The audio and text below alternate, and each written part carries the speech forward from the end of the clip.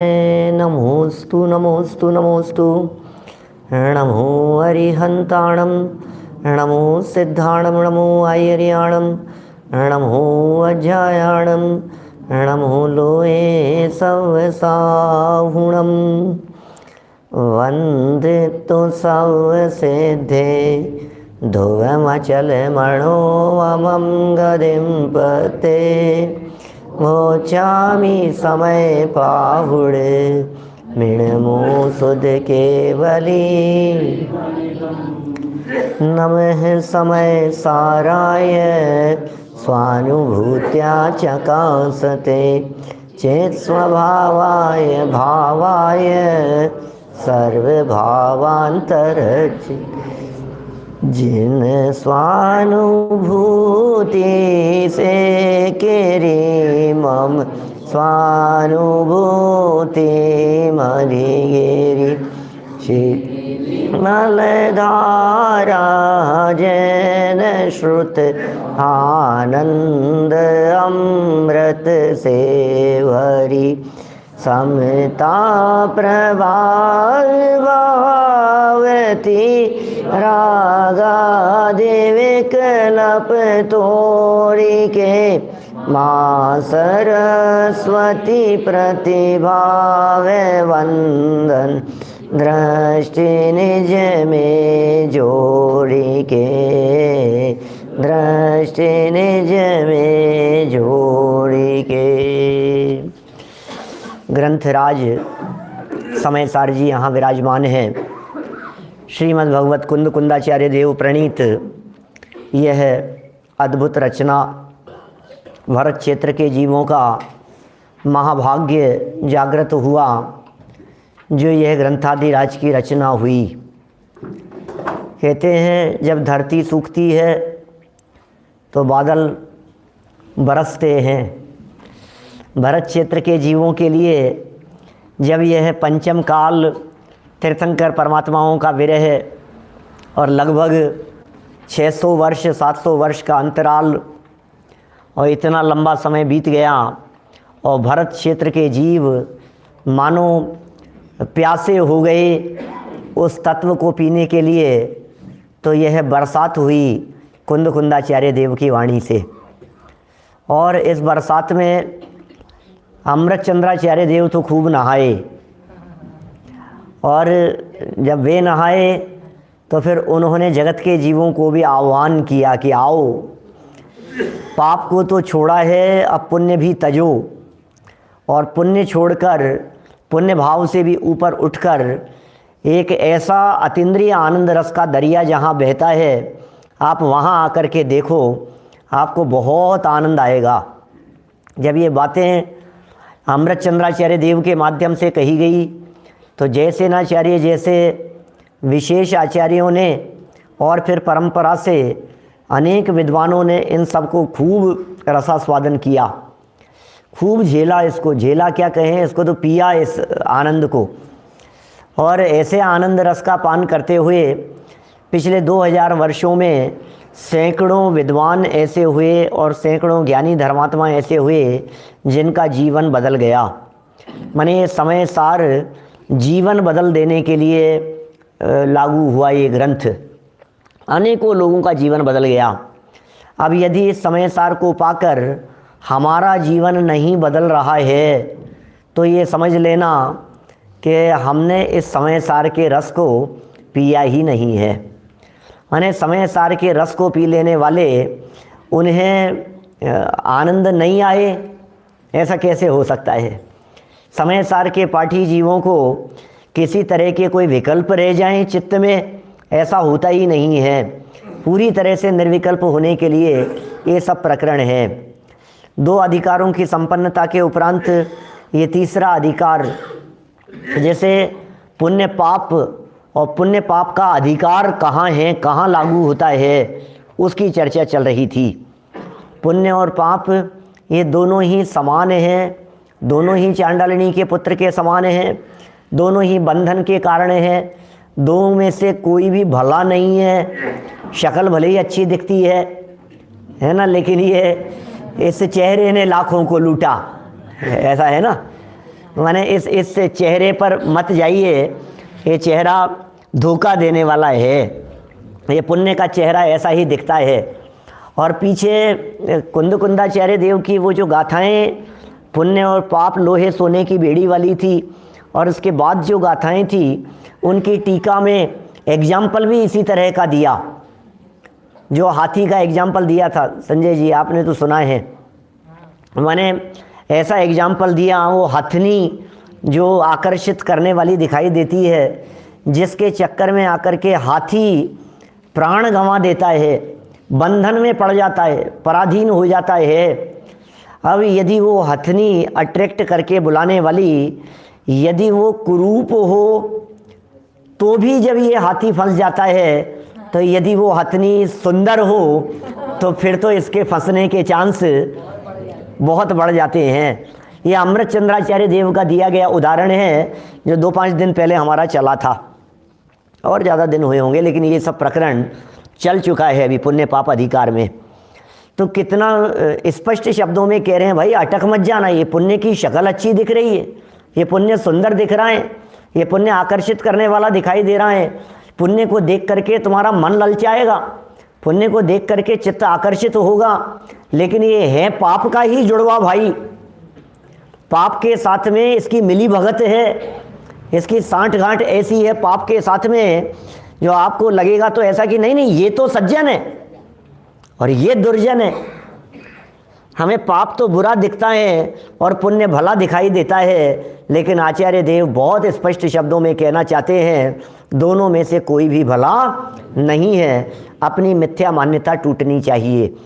बोले पाप तो तजा है, पुण्य भी तजेंगे, ऐसी पंक्ति है ना शायद संजीव जी के किसी भजन की, विसर्जन पाठ में है, उनकी है। तो पाप तो तजा है, पुण्य भी तजेंगे, माने पाप तो छोड़ दिया, पुण्य भी छोड़ देंगे। अब ये जैसे ही छोड़ने की बात कही, छोड़ने का उपदेश दिया, शिक्षा दी, तो तुरंत शिष्य को दिमाग में लगा मैं करूँगा क्या। तो कहा भाई तुम्हारे पास में करने के लिए कुछ काम नहीं है क्या, और तुम ऐसा क्यों समझते हो कि मैं क्या करूँगा। आत्मार्थी व्यक्ति को यदि ये विकल्प आए कि यदि मैं ये सब छोड़ दूंगा तो क्या करूँगा, तो फिर उसका आत्मार्थीपन किस काम का।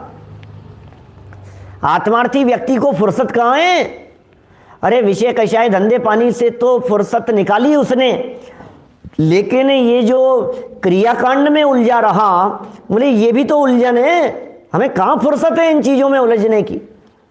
4 मालाओं का जाप करो, इसका ऐसा करो, है ये विधि विधान करो, बोले इनकी फुर्सत नहीं है हमारे को, हमें इसके लिए समय नहीं है। आराधना से समय नहीं मिलता है, स्वाध्याय से समय नहीं मिलता है, चिंतन मनन से समय नहीं मिलता है, सामयिक के लिए समय, उसके लिए समय चाहिए। आप देखिए सदासुखदास जी जिन्होंने रत्नकरण श्रावकाचार्य की भाष्या वचनिका लिखी, उन्होंने तो यही कहा राजा से कि महाराज आपको यदि तनख्वाह बढ़ानी हो, आपको तीव्र विकल्प है, तो बोले मेरा तो काम चलता है इस तनख्वाह में, मुझे ज़रूरत नहीं है इसकी और ज़्यादा।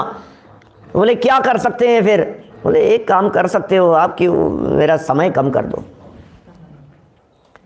क्योंकि स्वाध्याय के लिए समय की कमी पड़ती है। अभी ये अपन उलझे रहे विधानों में, आयोजनों में। अभी आयोजनों में मूल जो प्रयोजन है वो प्रयोजन नहीं भूल जाना चाहिए। तो असली काम तो अपना प्रयोजन है, और उस प्रयोजन की सिद्धि ये मुनिगण करते हैं। जो आपने अवलंबन की बात कही थी कि मुनिराज के लिए कोई अवलंबन नहीं रहेगा, वे कहते हैं कैसे नहीं रहेगा भाई, अवलंबन तो होता ही है, और वो अवलंबन जो बनता है उसे आत्मा कहते हैं, उसे शुद्ध आत्मा कहते हैं। उस शुद्ध आत्मा का स्वरूप बतलाने वाली ये मूल गाथा है। 151 नंबर गाथा पढ़ेंगे, पद्यानुवाद पढ़ करके हम आगे चलेंगे।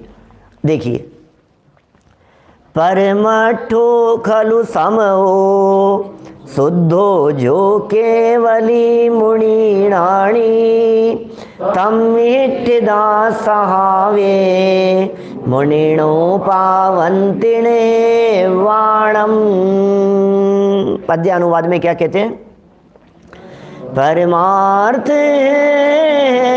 ज्ञानमय समय शुद्ध मुनि केवली इसमें रहे तितली अचल जो निर्वाण पावे वे मुनि। ओहो, जो परमार्थ हैं, ज्ञानमय हैं, अचल हैं, शुद्ध हैं, मुनि हैं, केवली हैं, समय हैं, बस उसमें स्थिर रहने की प्रेरणा दे रहे हैं। आपको इसके अलावा किसी और का अवलंबन लेने की जरूरत नहीं है कुशल भाई, इसके अलावा अन्य कहीं भटकने की जरूरत ही नहीं। अरे अपना अवलंबन मिल गया, अपने को ऐसा सहारा मिल गया जो सहारा कभी छूटने वाला नहीं है।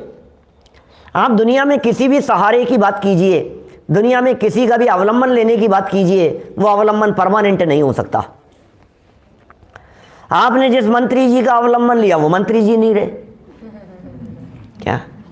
आप जिस देवी देवता का अवलंबन लिया वो देवता ही नहीं रहे, उनका भी समय आ गया है, वो तो खुद शरण खोज रहे थे। अब ऐसा होता है ना, आप जिनकी शरण खोज रहे हो वो खुद शरण की तलाश में लग जाते हैं। इसलिए भाई यहां तो उस शरण की बात कर रहे हैं जिसका जैसा कोई और दूसरा शरण नहीं हो सकता। ये मुनिगण उस शरण की बात कर रहे हैं, आर के जैन साहब, ये उस शरण की बात कर रहे हैं जो एक बार शरण ले लेने के बाद अब जरूरत नहीं है किसी और की शरण की। एक बार त्रिकाली ध्रुव आत्म तत्व वो परमानेंट वस्तु है ना, परमानेंट वस्तु का अवलंबन चाहिए। जो खुद टेम्परेरी हो उसका अवलंबन परमानेंट कैसे हो सकता है? और हमारी स्थिति ऐसी है कि इस टेम्परेरी लाइफ में हम सब चीज़ परमानेंट तलाशते हैं। अरे ये ड्यूरेबल कितनी है, ये परमानेंट है या नहीं है, ये चलेगी या नहीं चलेगी, कितने समय तक, किसी दुकान पर चढ़ जाओ, ये चलेगी कितनी, भाई तुम कितना चलोगे ये तो बताओ, क्या तुम ही चलते बनोगे?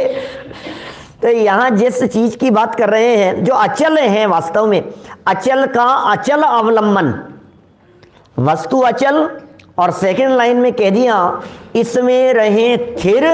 कैसे थिर रहें, कितने समय के लिए स्थिर रहें? बोले अचल अवलंबन लेवें। परमानेंट अवलंबन होगा परमानेंट वस्तु का, वस्तु परमानेंट, अवलंबन परमानेंट, तो अवस्था जो प्राप्त होगी वो कैसी होगी? बोले वो भी परमानेंट। निर्वाण पावे वे मुनि, माने वो अवस्था भी ऐसी अवस्था प्राप्त हो जाएगी जिसके बाद में अवस्था बदलने की जरूरत नहीं होगी। वास्तव में अवस्था बदलना इस बात को ही दिखाता है कि सुख नहीं है, यहाँ शांति नहीं मिल रही है, इसलिए तो अवस्था बदल रहा है ये विपिन जी। माने कोई भी व्यक्ति जब अवस्था बदलने की सोचता, ये नहीं ये अवस्था, ये नहीं ये अवस्था, बैठे बैठे सीधे टेढ़े आगे आड़े टेढ़े जो भी आप जैसी अवस्था चाहते हो, अभी हम ऐसे झुक गए आगे, तो आगे क्यों झुक गए? क्योंकि पिछली अवस्था में चैन नहीं था।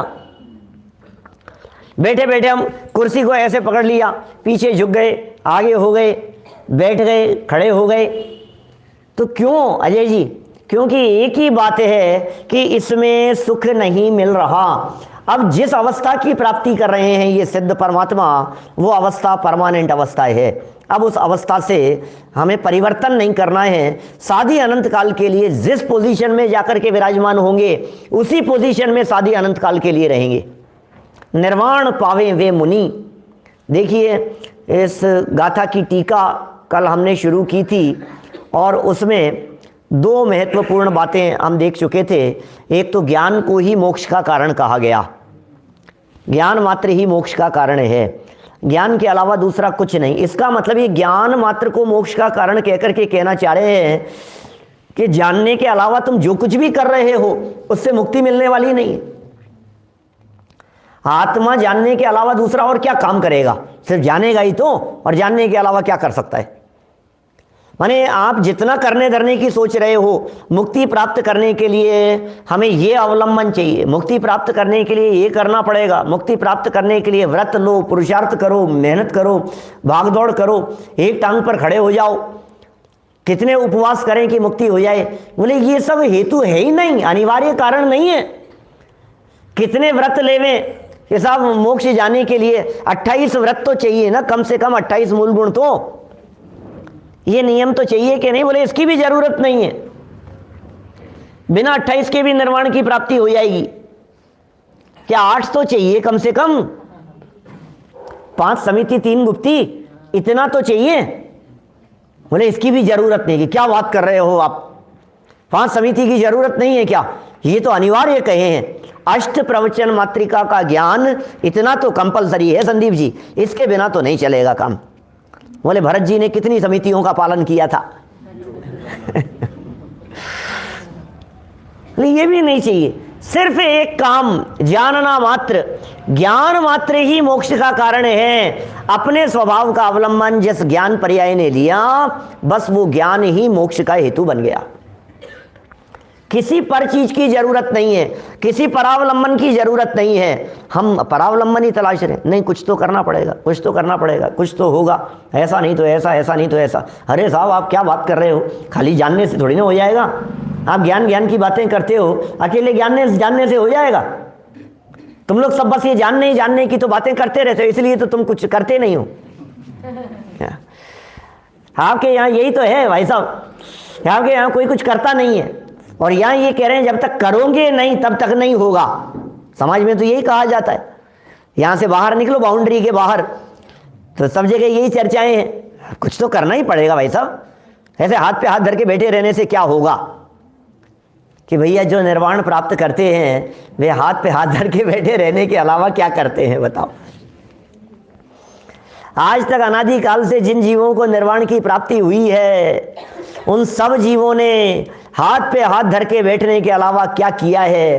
कि तुम तो सिर्फ बातें करते हो। बातों से क्या होता है? कि महावीर भगवान ने 30 साल तक समव शरण में बैठ करके बातें नहीं की थी, और क्या किया था? बातें ही तो की थी। बोलो क्या कहना है? सिर्फ और सिर्फ बातें। बातों से काम हो जाएगा? कि हाँ बातें तो करो। अभी तो हम ये देख रहे हैं समाज में पुण्य पाप की समानता की बातें नहीं है। वीतरागता धर्म है, ये बातें नहीं है। वीतरागता ही मुक्ति का मार्ग है, ये बात नहीं है। हमें निर्वाण की प्राप्ति करनी है, ये चर्चा नहीं है भाई साहब। अभी जिनके बातें ही नहीं है उनके तो काम कहां से होगा? लोग हमें कहते हैं कि तुम बातें ही बातें करते हो, और हम उनसे कहते हैं तुम्हारे यहां तो बात तक नहीं है। चर्चा ही नहीं है तुम्हारे यहां तो मुक्ति की, निर्वाण की बात ही नहीं है। यहां तो निर्वाण प्राप्त करने की चर्चा है। ये कुंदाचार्य देव जैसे संत हमें मिल गए हैं, और उसके बावजूद भी निर्वाण की चर्चा नहीं हो, हम हल्की बात करें, तो हमसे बड़ा कोई अभागा नहीं हो सकता है। आपको परमानेंट मुक्ति की चर्चा मिल रही है, आपको परमानेंट सुख शांति की व्यवस्था की यहां गारंटी दे रहे हैं, और उसके बावजूद हम टेम्परेरी व्यवस्थाओं की तरफ आकर्षित हो। बोले क्या है, तेरी सोच कहां है? किधर जा रही है तेरी सोच? देखिए, ज्ञान मोक्ष का कारण है। बड़ा सुंदर वाक्य था, ज्ञान को मोक्ष का कारण कहा। और इस ज्ञान को मोक्ष का कारण कहने में ये बात गर्भित हो गई कि शुभाशुभ कर्मों का बंध वो कारण नहीं है, क्योंकि वो बंध है और आपको चाहिए मोक्ष। आपको मोक्ष चाहिए और शुभाशुभ बंध के कारण है, तो जो बंध के कारण हो वो मुक्ति के कारण कैसे हो सकते हैं? अब इतनी सी बात बड़े बड़े लोगों को समझ में नहीं आ रही है। जो बंधन का कारण है वो मुक्ति का कारण कैसे हो सकता है? एक ही कारण से दो कार्य कैसे होंगे? यहां तो मुक्ति के कारण की चर्चा चल रही है। तो अशुभ बंध का कारण और शुभ बंध का कारण, अशुभ परिणाम और शुभ परिणाम, ये दोनों ही तरह के परिणाम, इनके कारण उसके मोक्ष का कारण पना बनता है। इस कारण उसके मोक्ष का कारण पना बनता है। किसके? ज्ञान के। क्योंकि ज्ञान जो है वह शुभ अशुभ कर्मों के बंधन का कारण नहीं है। ज्ञान से शुभ अशुभ कर्म का बंध नहीं होता, इसलिए ज्ञान के मोक्ष का कारण पना बनता है। वह ज्ञान कर्म आदि अन्य समस्त जातियों से भिन्न, कल चर्चा हुई थी इसकी, बहुत सारी अलग अलग जातियों की बात कही थी। और कर्म की जातियों में गुणस्थान, मार्गणा स्थान, ये सब कर्म की जातियां ही है। जीव समास, पर्याप्तियां, प्राण, ये सब कर्म की जातियां हैं। ज्ञानावरणी आदि कर्म की जातियों की बात कही। रागादि विभाव भाव, वो भी सब कर्म की जातियां हैं। तो जितनी तरह से कर्म की जातियों की चर्चा हो सकती है, क्षयोपशम आदि सब कर्म की जातियां हैं। ज्ञान कर्म आदि अन्य समस्त जातियों से भिन्न चैतन्य जाति मात्र, चैतन्य जाति मात्र, ये अमृत चंद्राचार्य देव ज्ञान की जहां चर्चा चलती है वहां मात्र लगा देते हैं पूरे समय सार में। बोले हमें तो ज्ञान के अलावा और कुछ चाहिए ही नहीं, हमें ज्ञान के अलावा और कुछ पसंद ही नहीं आता है, ज्ञान के अलावा हम किसकी बात करें। ज्ञान में मोक्षस्य कारणम, ज्ञान मात्र ही मोक्ष का कारण है। चैतन्य जाति मात्र, इसका मतलब चैतन्य के अलावा दूसरी किसी जाति का काम नहीं है। यहाँ पौद्गलिक जड़ जातियों का काम नहीं है, बस वही परमार्थ है, वही परम पदार्थ है और आत्मा है, माने वह परम पदार्थ और उसमें स्थित मुनिजन निर्वाण को प्राप्त होते हैं। चलिए, पहला विशेषण हुआ परमार्थ। दूसरे विशेषण की बात करते हैं। दूसरा विशेषण क्या है? समय। समय ऊपर अनुवाद दिया है ना, जो निश्चय से परमार्थ माने परम पदार्थ है। फिर समय है, समय के बारे में क्या कहते हैं अमृतचंद्र स्वामी? वह ज्ञान अर्थात आत्मा एक ही साथ एक रूप से प्रवर्तमान ज्ञान और गमन, गमन माने परिणमन, एक साथ ज्ञान भी और एक साथ परिणमन भी, जाने भी और गमन भी करे, ऐसा स्वरूप होने से समय है। अब गमन दो तरह से होता है, क्षेत्र से क्षेत्रांतर को भी गमन कहते हैं और काल से कालांतर को भी गमन कहते हैं। वस्तु यहां से इधर चल करके आ गई, इसे भी गमन कहेंगे, और अवस्था बदल गई उसको भी गमन कहेंगे।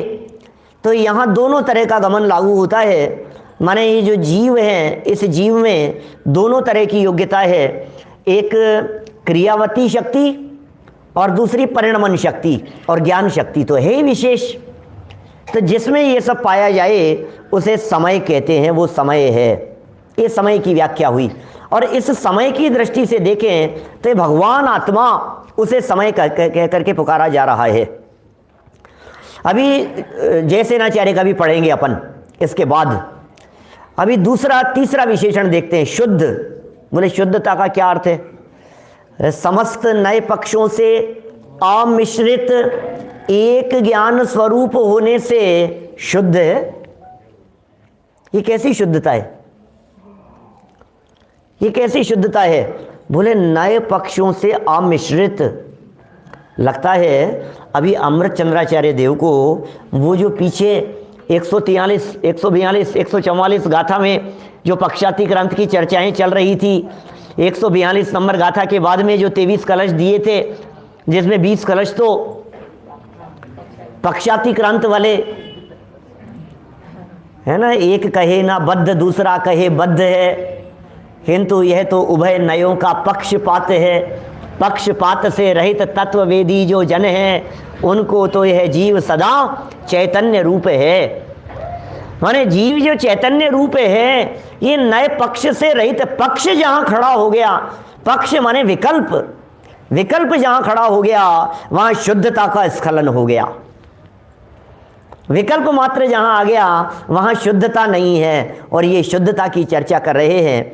ये कह रहे हैं नए पक्षों से अमिश्रित, नए पक्ष जहां नहीं है, नए पक्षों की जहां मिलावट नहीं है, ऐसा ज्ञान स्वरूप होने से शुद्ध है।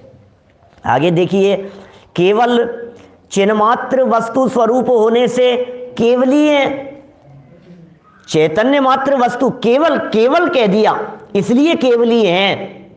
और जो केवली कहते हैं ना अपन, केवल ज्ञानी जिन्हें कहते हैं, उनका भी ऐसा ही अर्थ करते हैं। जो केवल एक आत्मा को जाने वो केवली हैं।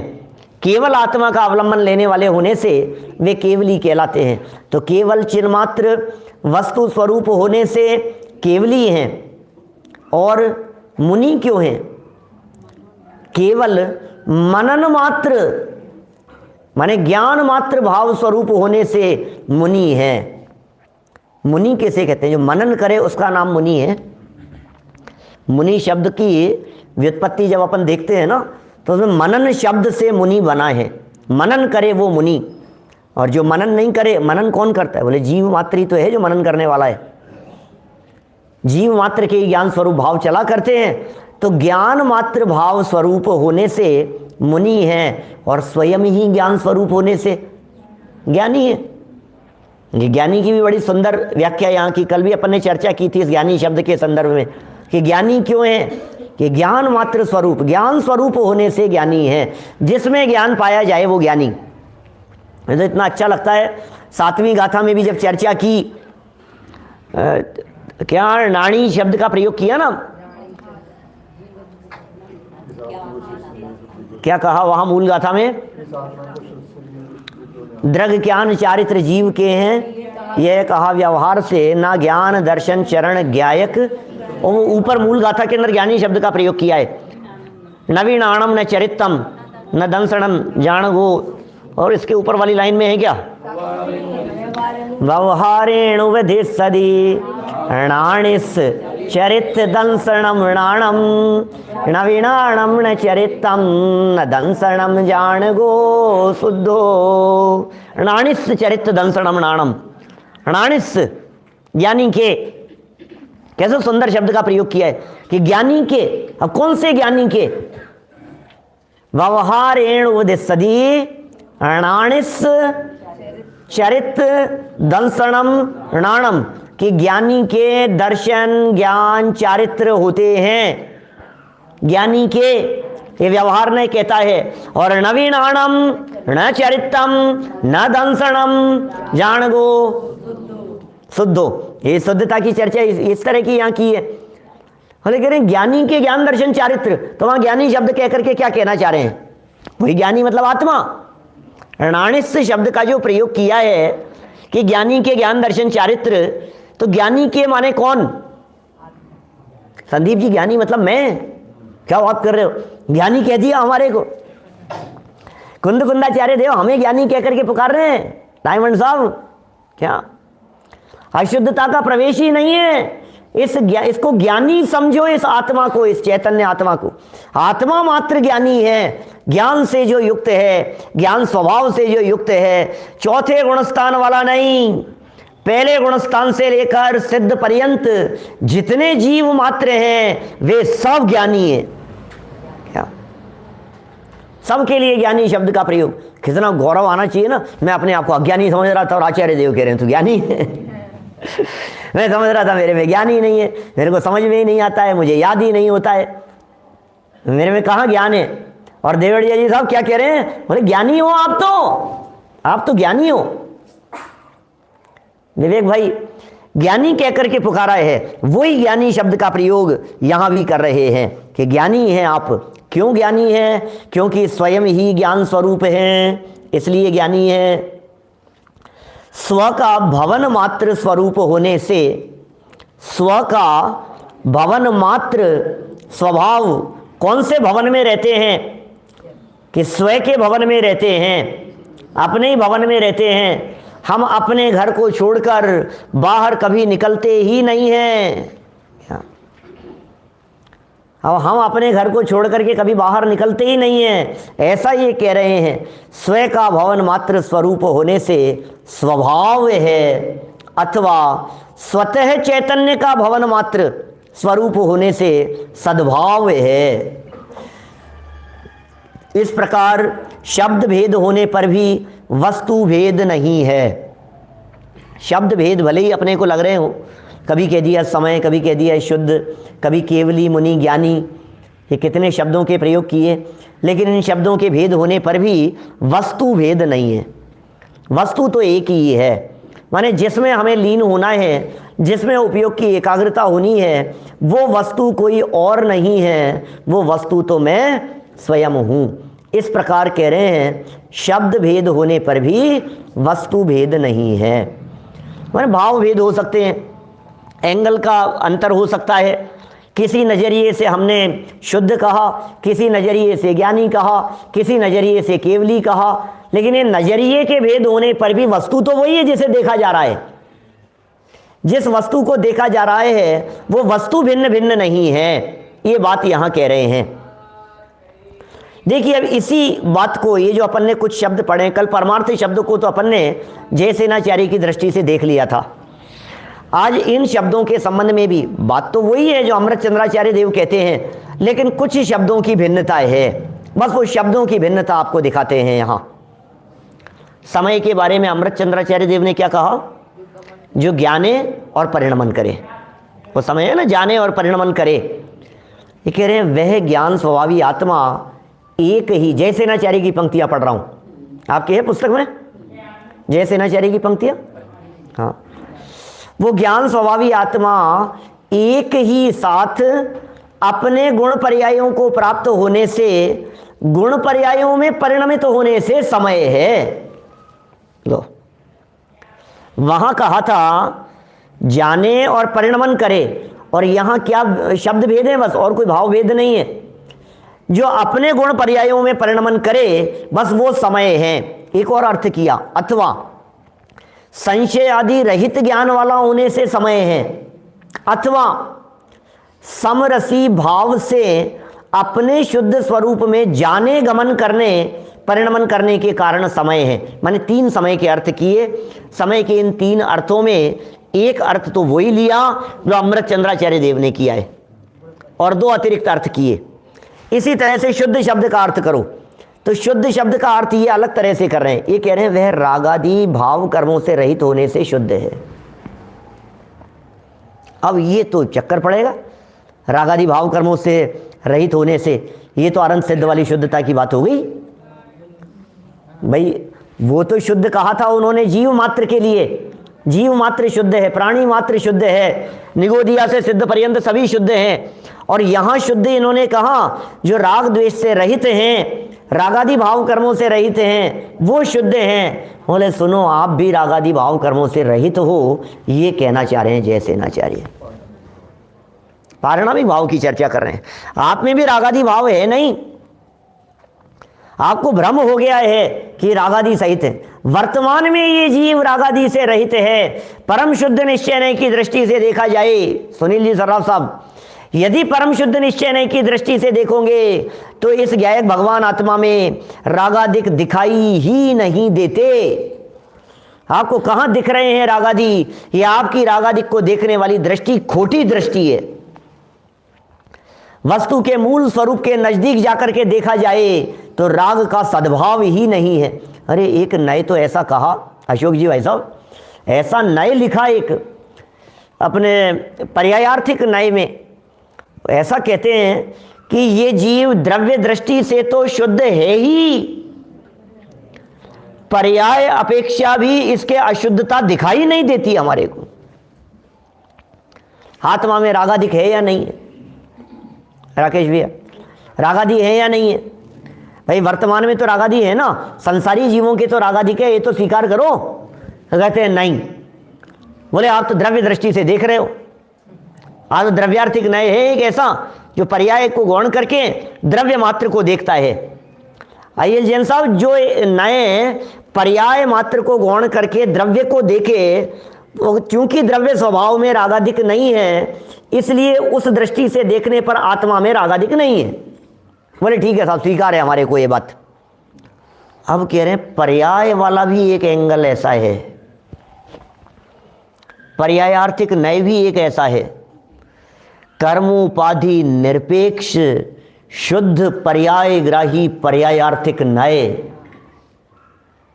सुना क्या कभी? नहीं नहीं, समग्र परंपरा में अकेले पांडे राजमल जी की बात नहीं है।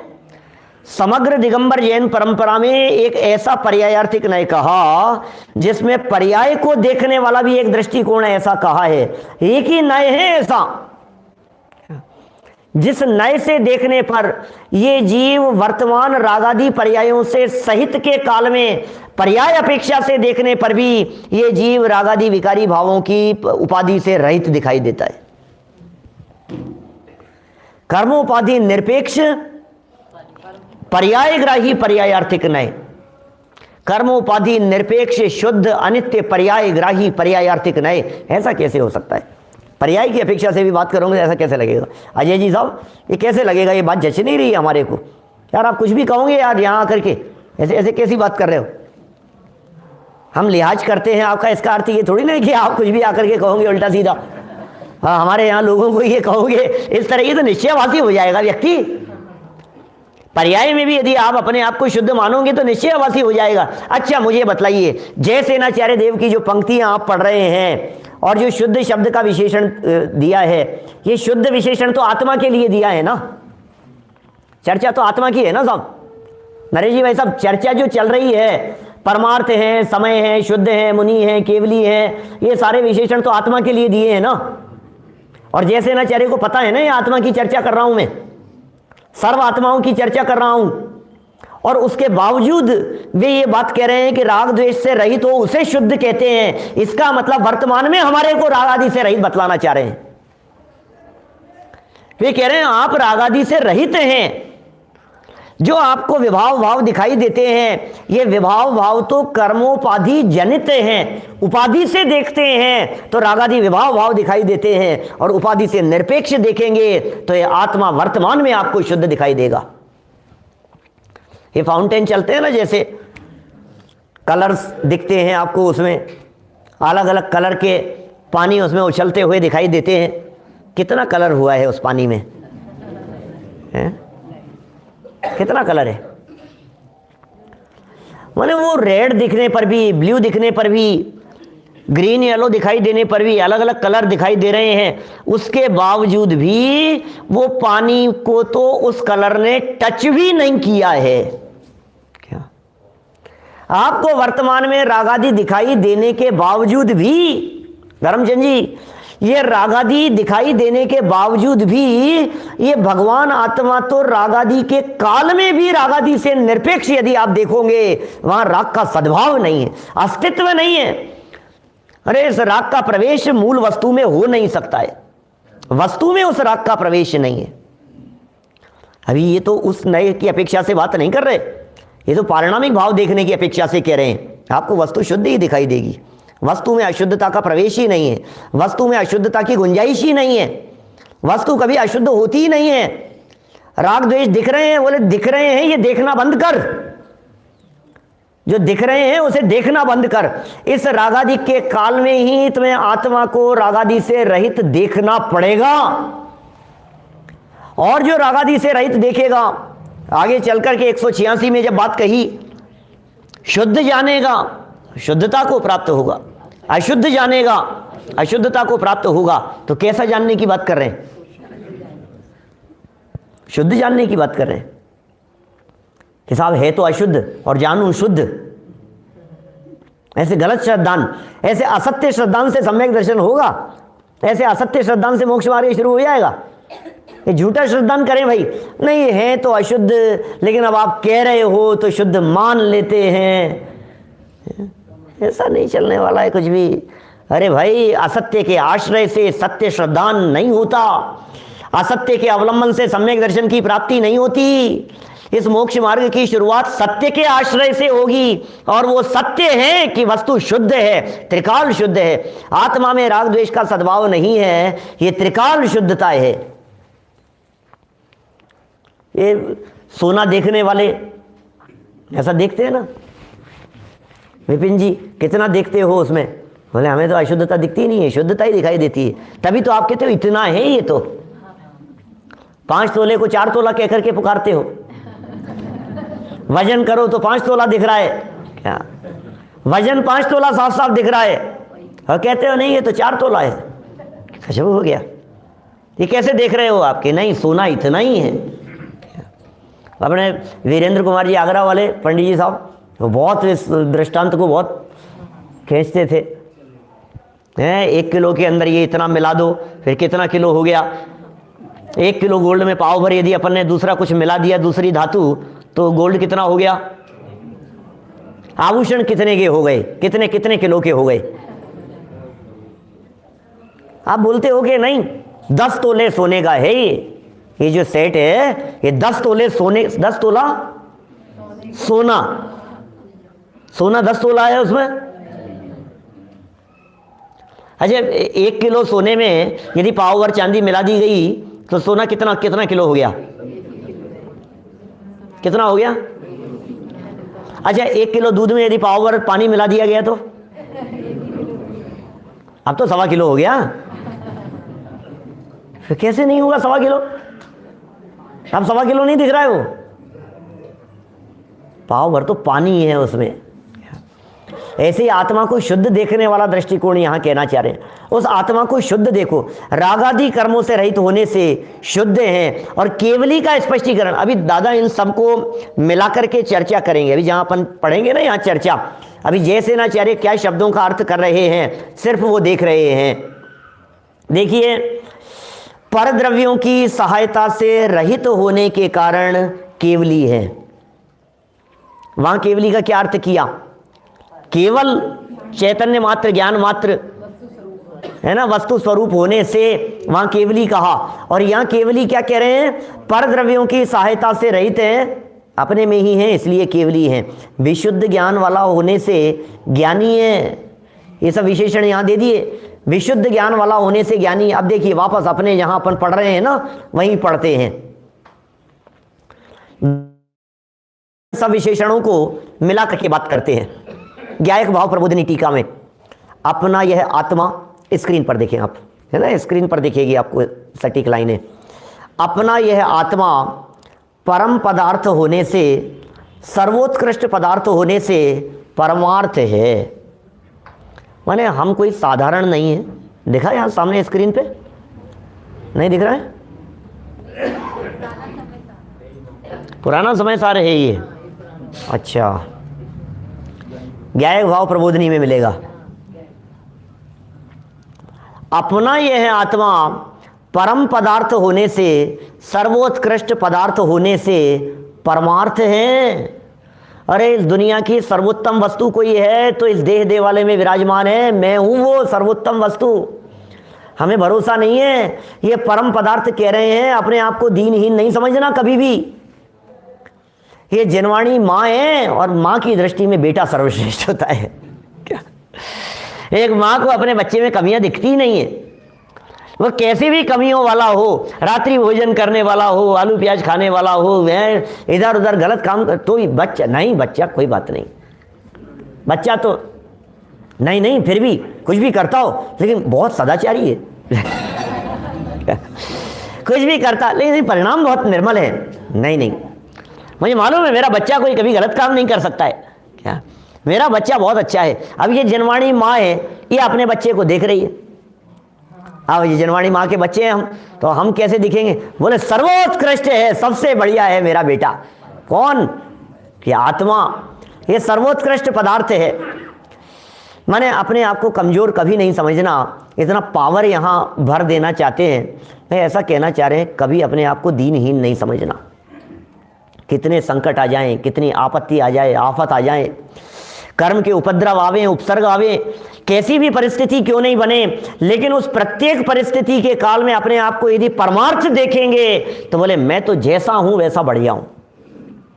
जो है बढ़िया है, जो होता है वो बढ़िया होता है, ऐसा नहीं कह रहा हूं मैं। जो है मूल स्वरूप वो बढ़िया है। क्योंकि वो भी जो कहानी चलती है ना, राजा वाली, वो उंगली कट गई उसकी, जो हुआ अच्छा हुआ, जो होगा अच्छा होगा, जो होता है अच्छा होता है। ये बराबर नहीं है। ये बात जैन परंपरा की बात नहीं है, ये तो अन्य मतियों की बातें हैं। सुनने में कितनी अच्छी लगती है वो कहानी, अच्छा लगता है अपने को। हाँ भाई, मंत्री की आदत थी, अब उसकी उंगली कट गई राजा की, अच्छा हुआ। कैसी बात कर रहा है ये? शिकार खेलने के लिए जा रहे थे राजा और मंत्री दोनों, अजय जी दोनों शिकार खेलने के लिए जा रहे थे, और निकलते समय राजा की उंगली कटी और मंत्री की आदत थी बार बार में बोलने की, जो हुआ अच्छा हुआ। नालायक, मेरी उंगली कट गई, तुझे लग रहा है अच्छा हुआ? जेल में डाल दिया उसको।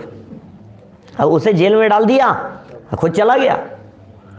अब चला गया तो भीलों ने पकड़ लिया। लंबाईवान नहीं करूंगा, सबकी सुनी है कहानी। अब वो वहाँ पकड़ लिया उसको, अब बलि चढ़ाने के लिए उसको तैयार हो, हम तो बलि चढ़ाएंगे इसकी। अब तो राजा क्या कर सकता है, फंस गया बेचारा मुसीबत में। ये तो प्राण जा रहे हैं, और ऐसे समय में अचानक क्या हुआ कि एक व्यक्ति की निगाह पड़ी, अरे इसकी तो उंगली कटी हुई है। देवी को ऐसे व्यक्ति की बलि कैसे चढ़ाई जा सकती है? ये तो अंग भंग है, इसकी बलि नहीं चढ़ाई जा सकती। छोड़ दिया उसको और राजा बच करके लौट करके आ गया।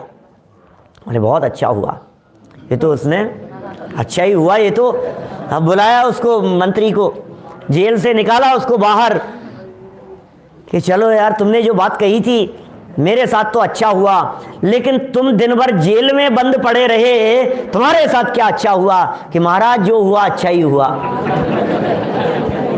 क्या आपकी तो उंगली कट गई थी, आपको तो छोड़ देते और मैं भी बहुत मारा जाता। मुझे जेल में डाल दिया इसलिए मैं भी बच गया। तो आपको भी अच्छा लग रहा है ना, जो हुआ अच्छा हुआ, जो होता है अच्छा होता है, ऐसा लग रहा है ना सबको? ऐसा नहीं है। अनादिकाल से आज तक सम्यक्त्व की प्राप्ति नहीं हुई, बहुत अच्छा हुआ। नरक निगोद में भटक रहे हैं, बहुत अच्छा है। क्या फिर पंच परावर्तन करता रहेगा, बोले और अच्छा है। कैसे ये अच्छा है? ये अच्छे अच्छेपन की कल्पनाएं नहीं है हमारे यहां। अरे अच्छे बुरे की कल्पना ही खोटी कल्पना है। जैन दर्शन तो ये कहता है, हमारे महापंडित टोडरमल जी साहब तो ये कहते हैं, जो तुम अच्छे बुरेपन की कल्पना कर रहे हो ये सब खोटी कल्पनाएं हैं। अरे वस्तु तो है जैसी है, बस जैसी है उसे वैसी स्वीकार करो, अच्छे बुरेपन की कल्पना मत करो। ये अच्छा हो गया, ये बुरा हो गया, नहीं ये अच्छा नहीं है, ये अच्छा है, बोले ये सारी कल्पनाएं खोटी कल्पनाएं हैं। ये विचार ज्ञानी व्यक्ति नहीं करता है। सर्वोत्तम पदार्थ कौन है? कि ये चैतन्य आत्म तत्व। आगे देखिए, समय के लिए क्या कह रहे हैं? अपने गुण पर्यायों को प्राप्त होने से, एक ही साथ जानने और परिणमने वाला होने से समय है।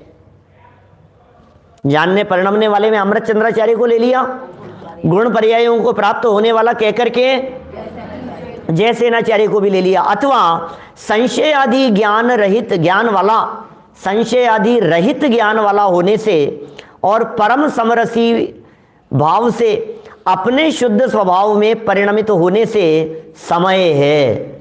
जयसेनाचार्य को ये दादा ने दोनों को, अब देखो आपको पकड़ना पड़ेगा। अभी हमने दोनों पढ़ करके सुनाए ना, अब आपको एक ही वाक्य में से निकालना पड़ेगा कि किस अर्थ में, कितनी पंक्ति में अमृत चंद्राचार्य बोल रहे हैं और कितनी पंक्ति में जयसेनाचार्य बोल रहे हैं।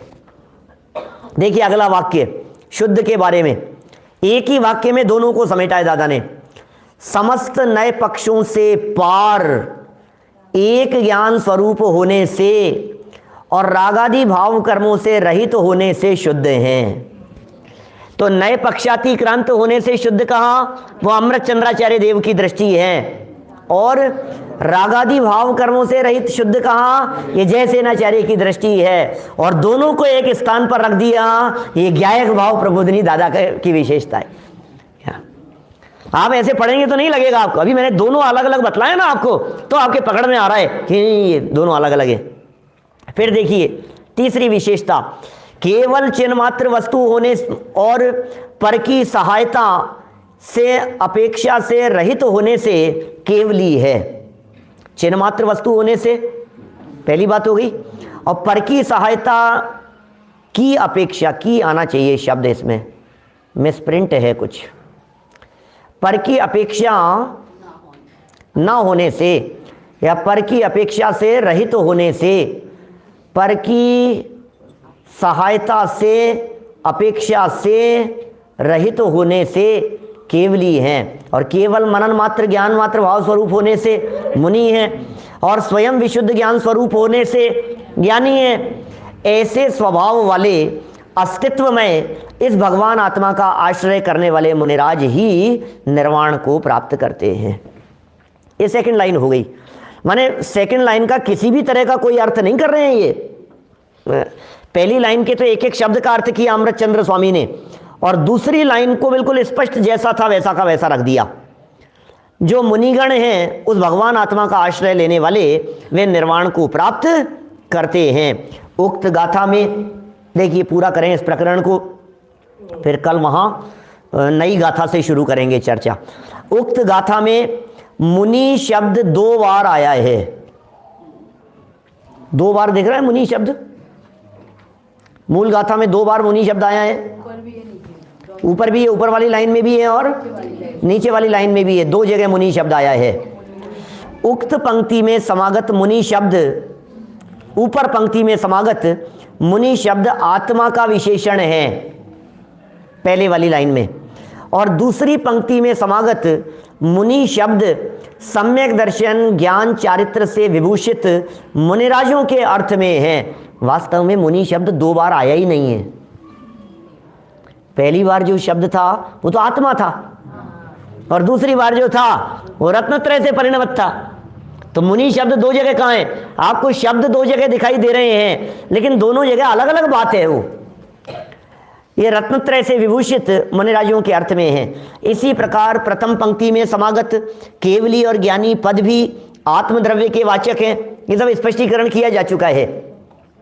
केवली शब्द और ज्ञानी पद भी आत्मद्रव्य के वाचक हैं, केवल ज्ञान और सम्यक ज्ञान रूप पर्याय के वाचक नहीं हैं। ध्यान रहे, यहाँ केवली और ज्ञानी शब्दों का प्रयोग केवल ज्ञान या सम्यक ज्ञान से सहित आत्मा के अर्थ में ना होकर, केवल ज्ञान के अर्थ में नहीं है, सम्यक ज्ञान से सहित आत्मा के अर्थ में ना होकर केवल ज्ञान और सम्यक ज्ञान से भिन्न